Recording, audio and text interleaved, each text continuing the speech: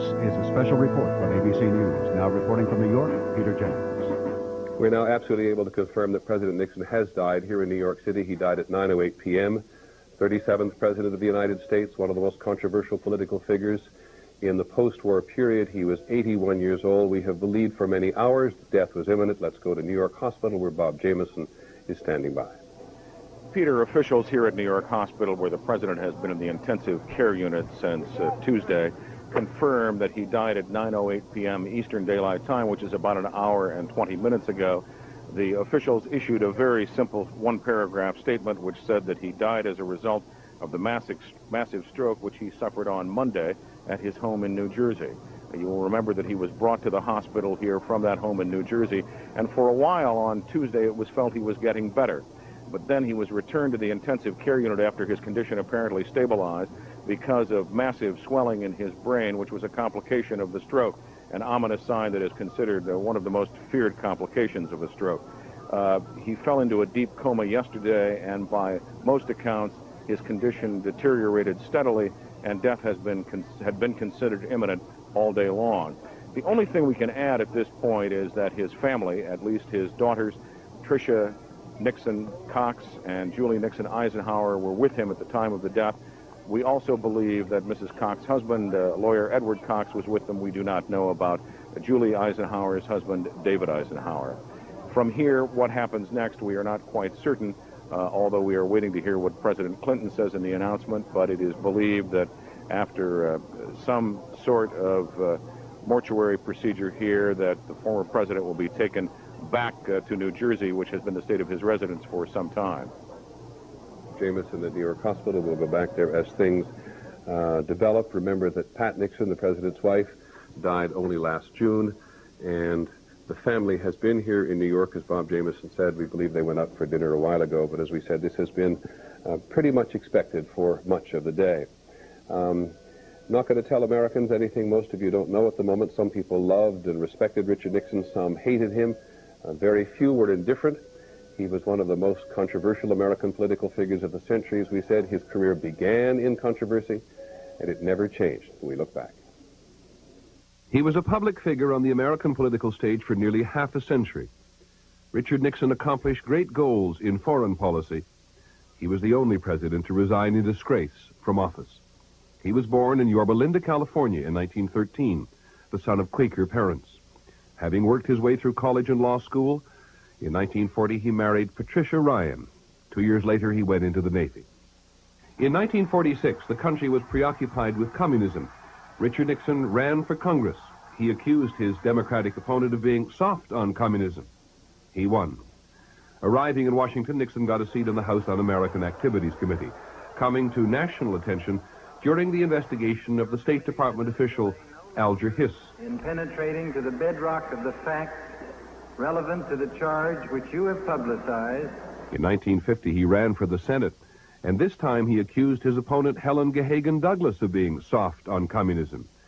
She accused him of Nazi tactics, but he won. He was in the Senate at 37. Only 2 years later, the Republican leadership chose him to be Dwight Eisenhower's running mate in the presidential campaign. But soon reports surfaced of a secret fund given to Nixon by wealthy California contributors. Leading Republicans questioned his usefulness to the ticket. But in a dramatic television speech, Nixon took his case to the people. He denied taking money. He did say he had accepted one gift. You know what it was? It was a little Cocker Spaniel dog in a crate that he'd sent all the way from Texas. Black and white, spotted. And our little girl, Tricia, the 6-year-old, named it Checkers. And you know, the kids, like all kids, love the dog. And I just want to say this right now, that regardless of what they say about it, we're going to keep it. After the Checkers speech, he got 1 million telegrams of support, and it saved his place on the ticket. On January 1953, he and President Eisenhower were sworn in. 7 years later, having been one of the country's most visible vice presidents, he ran for the presidency against John F. Kennedy. In the first nationally televised presidential debate, Nixon appeared nervous and defensive. He blamed poor lighting and a bad makeup job, and he lost the election, though it was very close. 2 years later, Nixon ran for governor of California and lost again. Just think how much you're going to be missing. You don't have Nixon to kick around anymore. Because, gentlemen, this is my last press conference. Not by any means. In 1968, Richard Nixon was back, and in 1969, he was president. Having lost a close one 8 years ago and having won a close one this year, I can say this. Winning's a lot more fun. It was a bad time for America. Vietnam, student demonstrations, and the defining trauma of the Nixon presidency, Watergate, an illegal break-in for political gain, and a cover-up that went all the way to the top. After more than a year, Watergate brought him down. Including primarily the president, that the whole story of the Watergate should be made public. While he continued to struggle at home, no one can deny Nixon's success abroad. An historic reopening of relations with China after almost 30 years. The beginning of a new and fruitful strategic arms reduction process with the Soviet Union. An end, finally, to the war in Vietnam. The brief history of one of America's most controversial politicians. And finally, the first president ever to resign from office. Therefore, I shall resign the presidency effective at noon tomorrow. Under threat of impeachment by the Congress, Richard Nixon resigned. He said goodbye to his White House staff in the East Room. Always give your best. Never get discouraged. Never be petty. Always remember, others may hate you. But those who hate you don't win unless you hate them. And then you destroy yourself. You heard me say in the middle of that was the short history of what we will forever call one of the most controversial politicians in the post-war period. There is so much to be said about Richard Nixon, and all across the country tonight, I must tell you, through various electronic points, people are streaming in to reminisce about this man who, if you look at the China visit there, paid 5 visits to China and 10 visits to the Soviet Union. One of the first people to join us this evening to talk about Richard Nixon's political impact on the country, political and social impact as well, is Hal Bruno, who's ABC's political editor. Now he's in Washington. During Richard Nixon's presidency from 1969 to 74, Hal, you were the chief news editor for Newsweek in Washington. Richard Nixon didn't like you very much. Before you plunge straight into Watergate, give us your first thoughts when he died. You knew it was coming. Sadness, Peter. Richard Nixon accomplished a lot in his political career. You mentioned some of them there in that piece. Opening the door to China, easing the tensions with the Soviet Union, peace in Vietnam. He had a sophisticated knowledge of foreign policy. And here was the cold warrior who turned into a very masterful diplomat and brought a lot of good to the world. On the domestic front, he was very successful as a president. And the tragedy of Richard Nixon is that most of all, he's going to be remembered from Watergate. I'd also like to correct one thing, Peter. Actually, when he began his comeback in 1966, I traveled with him and got to know him pretty well. And he liked me very much at that time, and I liked, respected, and admired him. It was only because of my involvement in the Watergate investigation. From that time on, I never was able to talk to him again. President Nixon himself once said, Hal, of course, that he would always acknowledge that he would be known as the disgraced former president because of Watergate. Is your own guess that history is always going to have that label on it, or will somehow his impact on China and his contribution to ending the tension with the Soviet Union will overwhelm it at some point? I don't think it'll overwhelm it, Peter. I think all of those things will be mentioned, and he will get the credit he deserves for the historic role he played. But always there is going to be the blot of Watergate, because there never has been anything like that in our political history. It was the massive abuse and misuse of presidential power, and the result is he became the only American president who had to resign in office. Also joining us now, someone else who knew Richard Nixon well and interviewed him many times, Barbara Walters. Barbara, it is your program with Louis Farrakhan that we interrupted this evening. Talk a little about the Richard Nixon you knew. Well, I covered him so many times when he was in the White House. He was an uncomfortable man. He wanted to reach out and be friendly, but he never could somehow make one-to-one relations, had very few close friends. Although he was beloved by his 2 daughters and 4 grandchildren, he was able to have the intimacy with them. I feel, Peter, when I listen to Hal talk, that perhaps his finest time was really after Watergate. Most men would have given up. I don't know how they would have gone on. This man had humiliation, a very serious illness, and yet behaved with respect and discretion, didn't seek the limelight, never went back to the White House, and through his writings and through his knowledge of foreign policy, won the respect of people who had really felt that he had disgraced the presidency. He had a new book about to come out. As a matter of fact, we were going to do an interview with him in 2 weeks. Let me ask you this. Let me just say one little thing about the book. What I find very touching about the book, which has not yet come out, is that it is dedicated to Patricia, Ryan, Nixon, the goodwill ambassador. That's so much on his mind, that relationship with his wife, and we think of this now at his own death. Well, it is just about a year ago now. Do you think that in these final years he had come to terms with the legacy to which everybody will ascribe? He refused to look back. He never complained and he never explained. He did say in an interview that we had done that he was sorry that he hadn't burnt those tapes. But again and again he said, I'm going to go forward, I won't look back. Look, it was always there. But by his own intelligence, by traveling all over the world, you know, he was, as you know, Peter, he still was welcome wherever he went in the world. He'd just been to Russia recently. He went back and forth to China so many times. He continued to live his life as a man who respected himself, and I think most of us ended up feeling that way about him. We have a report, we have a piece that Barbara prepared earlier about her reminiscences. We're going to come to that in a moment, but I think it's probably only fair, particularly for our younger viewers. One's appraisal of Richard Nixon has a fair amount to do with not only, as Barbara said, where you lived in the world, because people in other lands just did not have that sense of impact that people in America did at the time of Watergate, but also how old you are, because there's so many Americans now who weren't politically aware, to say the least, at that particular time. So here is a little bit of Watergate from our reporter, Jim Wooten. I, Richard Nixon, do solemnly swear that I will faithfully execute the office of President of the United States. He'd heard the words before, and the music too. His second inauguration, a capital moment in his long career, for by January 73, he'd crafted promising new ties to China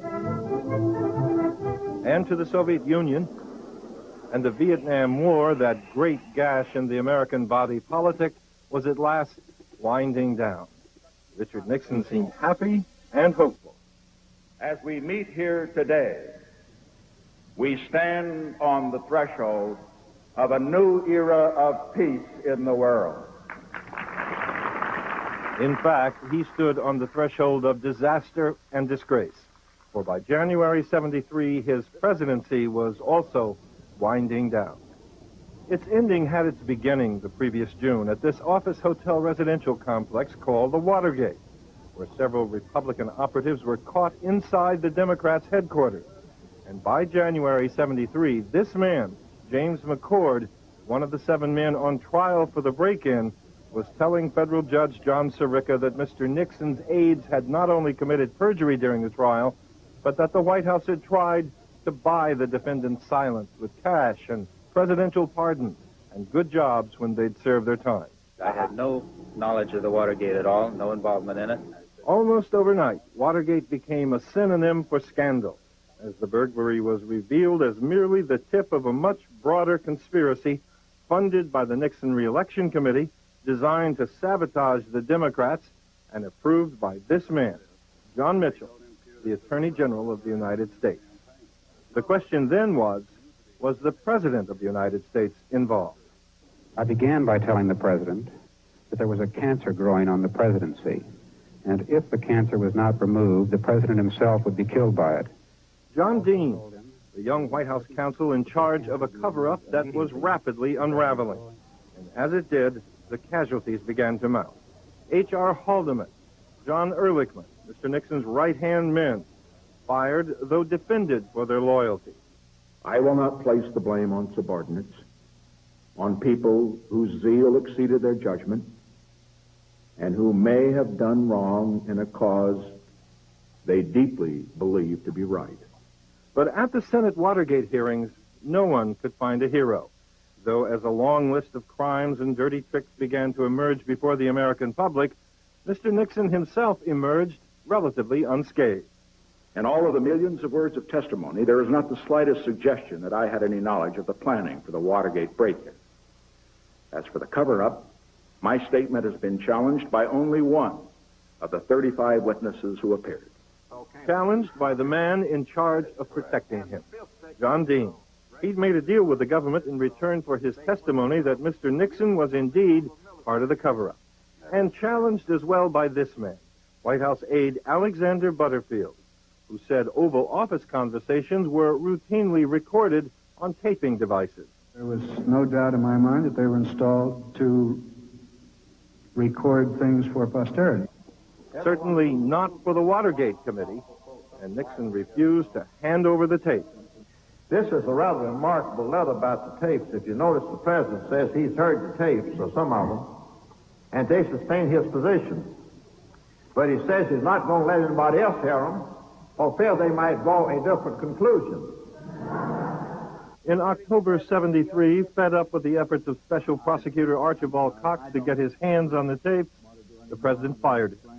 Attorney General Elliot Richardson and much of the senior staff at the Justice Department resigned in protest, and the Saturday Night Massacre prompted Congress to consider Mr. Nixon's impeachment. He backed down, appointed a new prosecutor, handed over some of the tapes, and blamed it all on reporters. And yet, don't get the impression that you arouse my anger. You see, I have that impression. One can only be angry with those he respects. October ended with an 18-minute gap in one of the tapes. Just an accidental erasure, said his secretary Rosemary Woods, who then demonstrated how it might have happened. Few believed her. The president struggled on, by then under fire for spending millions of government dollars on his estates and for paying almost no taxes as president. And in all of my years of public life, I have never obstructed justice.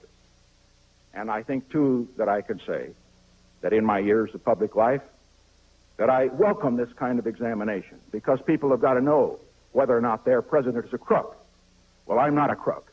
But in March '74, when 7 of his top aides were indicted, he was named as their fellow criminal conspirator. In July '74, the Supreme Court ordered him to release the tapes, and the House Judiciary Committee voted to impeach him. In early August, on one of the tapes, he was heard to ask the CIA to block the FBI's Watergate investigation. He was clearly part of the cover-up. That was the smoking gun. 4 days later, on August 9th, after decades of seeking the White House, but only 2,000 days as president, he resigned with this emotional benediction to his staff. Always give your best. Never get discouraged. Never be petty. Always remember, others may hate you. But those who hate you don't win unless you hate them. And then you destroy yourself. And having done precisely that, he was gone. One of the preeminent politicians of post-war America, trapped in the tangled web of Watergate, he had helped to weave. Jim Wooten, ABC News, Washington. Jim Wooten now joins us from our Washington Bureau. Jim, just at the outset, tell me how much angst there was in that period, and tell those particularly who weren't old enough during that period. It was not an era that anyone living now or before would ever imagine could have happened in American politics or government.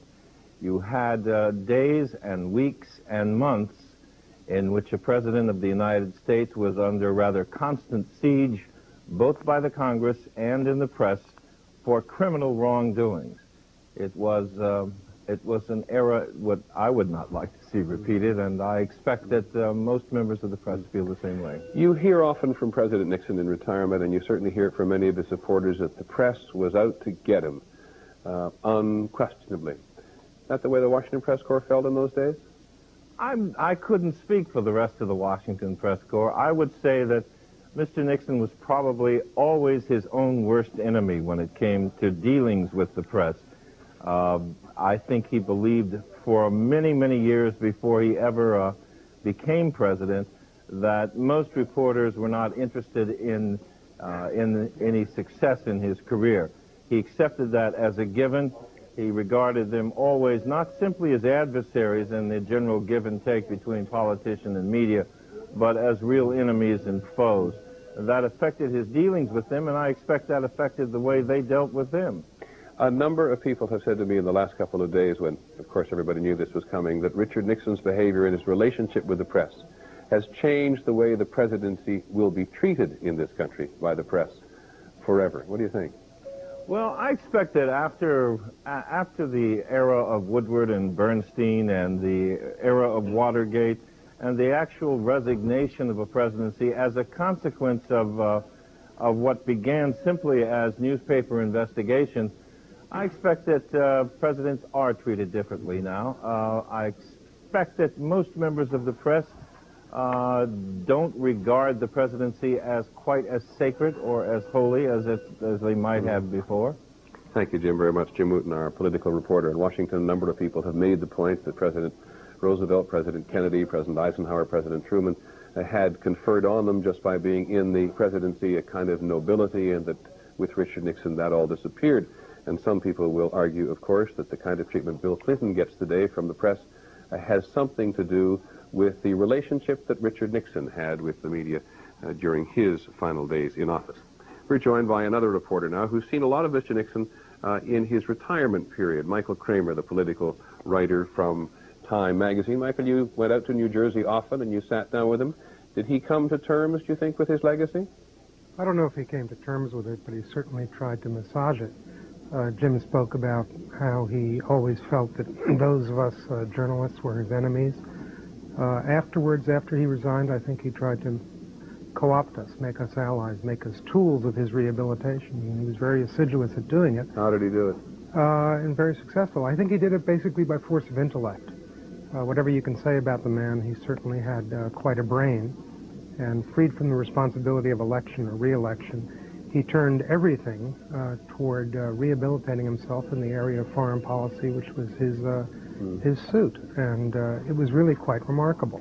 It is sometimes said that his intellect in foreign policy in these latter years has been somewhat overrated. Now, you write about foreign policy as well as domestic. Make a judgment about that, if you would, and then add what you think his most considerable foreign policy legacy will be. Well, I think that those who would say it's overrated have to answer the question compared with what. Good point. With the possible exception of his Confederate, Henry Kissinger, I don't think it's possible to compare him with anyone else. And even Kissinger, I think, in some of his quieter moments, gives a lot of the credit for the promulgation of foreign policy during Nixon's presidency to the president himself. I think in recent times, one of the most interesting things that Nixon has done, and he did it during the 1992 campaign, was cause both President Bush and then Governor Clinton to get on the bandwagon to support reform in Russia. And I think it was a real question at that point whether or not either of them would do that. I think he propelled that debate. He gave it an intellectual underpinning, and it's where we are today. Now, you can argue with the policy. You can say that we've gone too far. But I think it has its genesis with the clarity of thought that he brought to how to treat Russia in the post-Soviet period. Michael, just stay with us for a second, just so I remind people exactly what has happened. President Nixon, the 37th president, died at 9:08 here at New York Hospital. He had went into a deep coma last night. It was literally only a matter of time. We knew pretty much this afternoon that he might not last throughout the evening. His family, his two daughters, and their husbands have been up here in New York through the day. The president, as you may have heard over the last couple of days, had participated in what's sometimes called a living will, which was that he decided for himself before he became extremely ill that he didn't want any extraordinary measures used to try to keep him alive. Beyond that, we're not altogether sure what the family has decided, though they do not want, we're told, a state funeral in Washington, that he will be buried in California, where Mrs. Nixon, his beloved wife, who died a year ago, was buried. And beyond that, We simply do not know. But we are waiting for President Clinton to come and make a statement in the White House in about a minute and a half from now. We are joined also, as I said, people were coming in from around the country here in New York, by Tom Wicker, former reporter, political reporter, former columnist for the New York Times, who wrote a very well-known book about Richard Nixon called One of Us. Tom, you may have only, I'm over here a bit, if you can look a little to your right. Tom, there we are, thank you. We have only about a minute and a half at the moment, but you've written so extensively about, give us a first impression of how you remember him. Well, I think Mr. Nixon was one of the most informed and thoughtful presidents that we've had. He was known for secluding himself in a room and putting together his own speeches, maybe not the final text, but the general outline of it. And I think most presidents have not been that inner-directed. You told me the other day why you had given your book about the president the title One of Us. I'm not sure we can squeeze it in a minute, but try.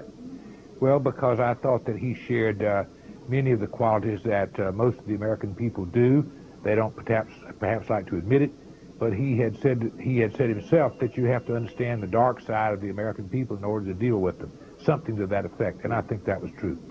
This is a president about whom almost immediately upon his death, people are talking about the dark side as well as the upside. Well, it was very visible. I was thinking a little about the appellation, the nickname Tricky Dick. Where did he get that? He got that in the 1950 campaign against Helen Gahagan Douglas. It was her enduring revenge for being defeated by Richard Nixon that she pinned that nickname on him. This was the very first Richard Nixon, the anti-communist, in America's preoccupation with the Cold War right after the war. He rode anti-communism through the Helen Gahagan Douglas campaign and through many others, didn't he? Yes, and through the exposure, if that's what it was, of Alger Hiss. That was what brought him first to the attention of the American public. What was it about him that impressed you in this regard? He was an anti-communist who went to China. He ended 23 years of American isolation of China. He was an anti-communist who started the process of détente and nuclear arms reduction. What was it about him that made him make that corner? Well, he was a very contradictory character. He was generally regarded as a Republican conservative, but he was not a doctrinaire conservative. He had a horror, for example, of unemployment. He imposed wage and price controls for the first time in peacetime that any president had ever done. Nixon was a strange and contradictory character in that way, but in particular, he was interested in foreign affairs and devoted himself to that. Tom, hang on with us for a second, as I've asked everybody else to do. Barbara Walters, we cannot help but talk about Richard Nixon without talking about Henry Kissinger. Barbara Walters talked to Kissinger just yesterday about the Nixon legacy. Barbara, why don't you introduce this for us? Well, of course, Henry Kissinger served as the Chief of National Security for Richard Nixon, and then as his Secretary of State. He was with him throughout Watergate and into Gerald Ford's presidency, and the two men together formulated the foreign policy, and they were an odd relationship as two men, and Henry Kissinger remembers those times. Dr. Kissinger, what do you consider Richard Nixon's greatest foreign policy achievement? I think his most significant achievement was conceptual, that he tried to take the various elements of American foreign policy and relate them to a central theme and make them operate so that they were mutually supporting each other. Out of this then grew the opening to China, the Middle East peace process, the relaxation of tensions with the Soviet Union, the end of the war in Vietnam, and what he used to call a structure of peace, which now people would call a New World Order, that he wanted to build in his second term. What do you think was his greatest disappointment or failure in foreign policy? Well, his greatest disappointment was, obviously, that what had been so carefully set up in the first term could not be brought to fruition in the second term. Maybe, I don't really think there was a failure, anything you could describe as a failure in his foreign policy. Perhaps he was a little too intellectual in his approach. Perhaps he thought that he did not understand, as for example Ronald Reagan did, that you have to appeal to the emotions of the American people and not only to the intellect. You knew Richard Nixon very well and worked with him very closely. He was such a contradictory man. Describe him for us as best you can in personal terms. How did you feel about him? We were a strange combination because he recruited me from the staff of his major opponent in the Republican Party, Nelson Rockefeller. Our backgrounds could not have been more different. He from California, I a refugee from Europe. We had very little social contact, but that didn't mean very much because Nixon didn't have much social contact with anybody except one or two personal friends. He fulfilled himself mostly in working. Strangely enough for a politician, he was extremely shy. He hated to meet, at least until later in life, new people outside of a work context. Part of Barbara Walters' interview with Henry Kissinger, who said they had a strange relationship. Indeed, they did. In both Kissinger's memoirs and President Nixon's memoirs, they are both flattering and critical of each other. But we've interrupted because President Clinton has now showed up at the White House and clearly wants to talk to the nation on this occasion. He's going to do so in the Rose Garden, which of course reminds us that Tricia, President Nixon's daughter, who's now 48 years old and married to Edward Cox, was married in the Rose Garden. And the fact that Tricia is now 48 and her sister Julie is 45 will remind many in our audience of the passage of time. But President Clinton wishes to speak to the nation. It is my sad duty to report to the people of the United States that Richard M. Nixon, who served as our 37th president, died this evening in New York City at 9:08 p.m. with his family at his side. Hillary and I send our deepest condolences to the entire Nixon family. We hope that Tricia and Edward Cox and their son Christopher, and Julie and David Eisenhower, and their children, Jenny, Alex, and Melanie, know that the best wishes of all their fellow Americans are with them during their moment of sorrow. It's impossible to be in this job without feeling a special bond with the people who have gone before. And I was deeply grateful to President Nixon for his wise counsel on so many occasions, on many issues over the last year. His service to me and to our country during this period was like the rest of his service to the nation for nearly half a century. He gave of himself with intelligence and devotion to duty, and his country owes him a debt of gratitude for that service.